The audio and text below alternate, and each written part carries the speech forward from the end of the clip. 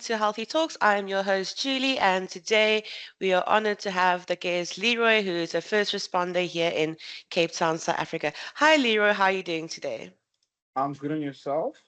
I'm good, thank you. Thank you so much for joining us and taking time out of your busy schedule. Is it? So, Lee-Roy, tell me about your background and why you decided to become a first responder. It all started in the year 2015 when I just started high school. We had a little unfortunate incident at our home where my grandpa got terribly sick. He suffered what we call a stroke, but Mm, in medical terms, it's a cerebrovascular accident. And my grandpa was paralyzed from the left side. Obviously, he was unable to care for himself, and he kept on getting sick because his immune system was weak. And I started watching and reading a lot about these medical emergencies. And I started helping him, rolling him, washing him. And eventually, I took interest in this. I joined a volunteer ambulance service called the St. John Ambulance. They're international. I did all my first 8 levels, and then I did a first responders course, and I picked up experience by going to the rugby field and being the first aider on the field, and mm. that's where my confidence grew because I got to interact with people that are hurt. As the years went on, I passed my grade 8, grade 9. I volunteered at the hospital. Grade 10 was career day. This is where you spend like a month working in a facility or following. It was called job shadowing, Yes. and I started at the hospital, and I loved every moment of it. Then grade 11 came. I joined the disaster risk management. That's why I did firefighting, first aid, and also the first responders course again. And that's where I am now, a first responder, and it's been amazing so far. That's great to hear. And tell me, what does a typical day look like for you, and how do you prepare for the unexpected incidents in your line of work? So it is a very unpredictable it's a very unpredictable job because Mm, one day it's very quiet. You spend basically the whole shift at the station, and the next day you leave the station for one incident and you only return the next day. That's how busy it is. sure. And what kind of training and skills are essential for a first responder, and how do you keep them up to date? So you get first aid level 1, 2, and 3. Then you get the first responders course, which they no longer do. And then there is firefighting, firefighter 1 and firefighter 2. And to keep our skills or to keep us up to date with the latest, because the things in South Africa change. Like, for Mm, example, the Department of Health will now state that first responders are not allowed to perform mouth to mouth CPR, they should use the bag because of COVID. And then yes. we train ourselves. So to put out to sharpen our skills, we train or we have lessons every single day. If we are no, every shift, if we are working, we would have lectures for like 3 hours about how we can sharpen our skills, and Mm. we do outreach programs as well in the areas. And Yeah. what are some of the biggest challenges you have faced as a first responder so far, and how do you keep yourself motivated despite these challenges? It's not always where we get to save a life, and I was told by one of the well, I was told by a good friend that um just give your all if you go to a call or if you attend to someone. Just 10 to 1 if we are dispatched to a CPR in progress where someone has collapsed and has no pulse, Mm. chances are that person won't come back because yeah, sometimes it is inevitable, but I was taught to give my best to to go the extra mile for the patient, to work twice as hard to um, to get satisfactory results at the end of the call or when we go to Mm. hospital. And what can you say a particular memorable incident from your career that had a lasting impact on you? Yeah. Am I allowed to share? It's a bit gory. It's fine. Okay, so I remember it was my very first call that we were dispatched to. I was still brand new. My uniform had still creases in, and my boots were new, and it was raining. So we were dispatched to an incident. I won't say where it was for privacy reasons, Mm. but it was on a very dangerous road just outside Cape Town. And it was raining and it was storming. And we responded with the fire and rescue, City of Cape Town Fire and Rescue. And we got there. It was a head-on collision. Oof. Cars, ah.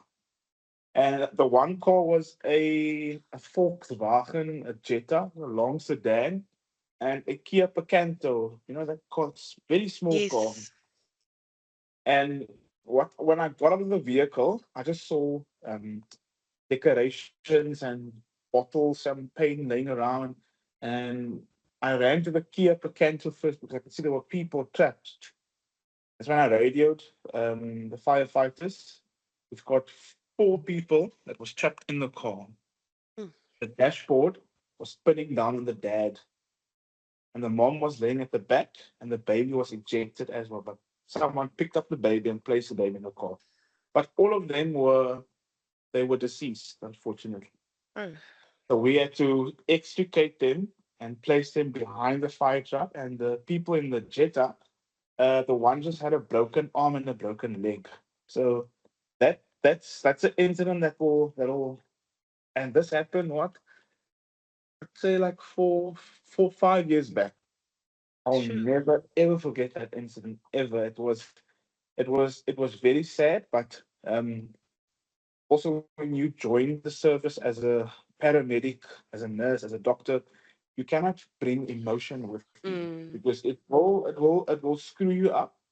And that's why there's always therapy for first responders or police officers because you cannot show emotion on a scene.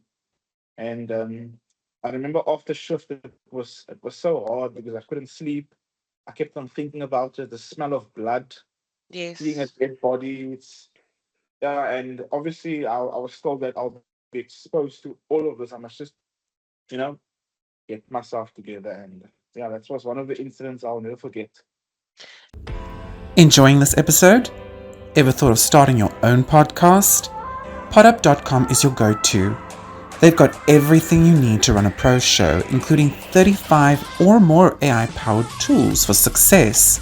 Sign up today for a free starter account and get 15% off with the code HealthyTalks15. The code is HealthyTalks15.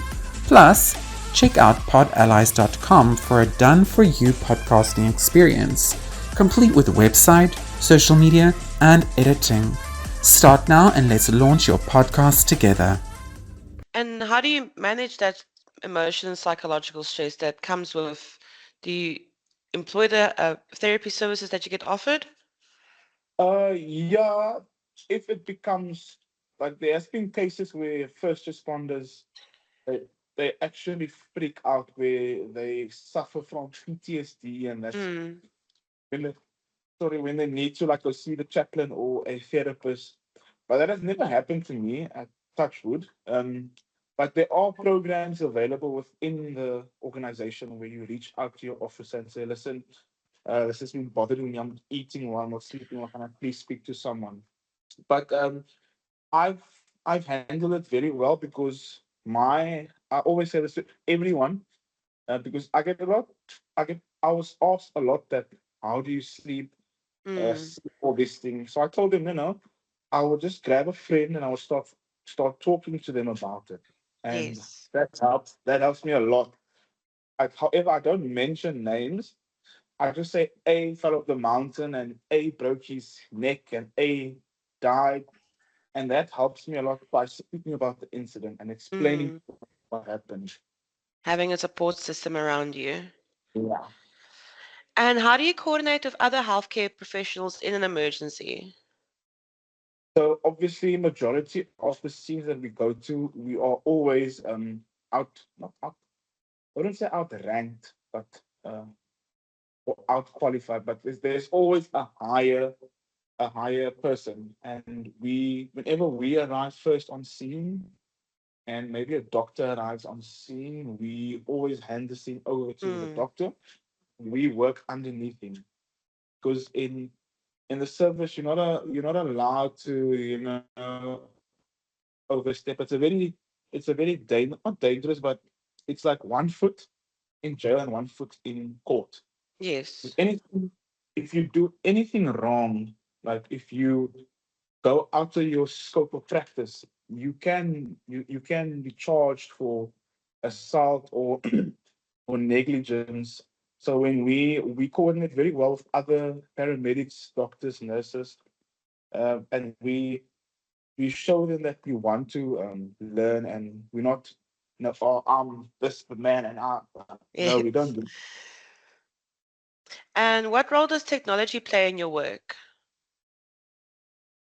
Uh, there's a lot. It plays a big role because we rely on what you call, it's not a CAD system. It's called an Epic device. Yes. So the little tablet that some of the vehicles have, and whenever an incident is created, they send all the details to the little tablet in the vehicle.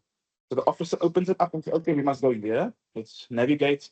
And once we get there, he takes photos of the scene and he uploads it so the people in the control room can see where we are and what we're doing.